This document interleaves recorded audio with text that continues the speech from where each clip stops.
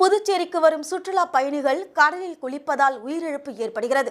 இதை பற்றி பலமுறை தெரிவித்தும் அரசு நடவடிக்கை எடுக்கவில்லை என தெரிவித்து சட்டமன்ற உறுப்பினர் நேரு என்கிற குப்புசாமி சுற்றுலாத்துறை தலைமை அலுவலகத்தை முற்றுகையிட்டார். புதுச்சேரிக்கு சுற்றுலா வந்த வால்பாறையை சேர்ந்த வினோத் மற்றும் அசோக் ஆகியோர் கடலில் விளையாடி கொண்டிருந்த போது ராட்சத அலையில் இழுத்து செல்லப்பட்டு உயிரிழந்தனர்.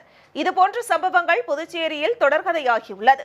மேலும் கடந்த மாதம் 31ஆம் தேதி புதுச்சேரியை சேர்ந்த 4 சிறார்கள் கடலில் ராட்சத அலையில் சிக்கி உயிரிழந்தனர். இந்த சம்பவம் குறித்து சட்டமன்ற உறுப்பினர் நேரு என்கிற குப்புசாமி கடற்கரையில் பாதுகாப்பை அதிகப்படுத்த வேண்டும் என கோரிக்கையை வைத்திருந்தார்.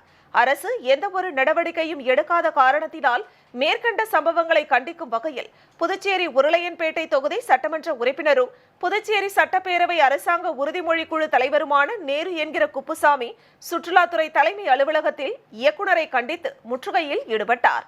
மேலும் அவருடன் புதுச்சேரியை சேர்ந்த சமூக நல அமைப்புகளின் தலைவர்கள் பலர் மற்றும் புதுச்சேரி மாநில மனிதநேய மக்கள் சேவை இயக்க பிரமுகர்கள் பலர் உடனிருந்தனர்.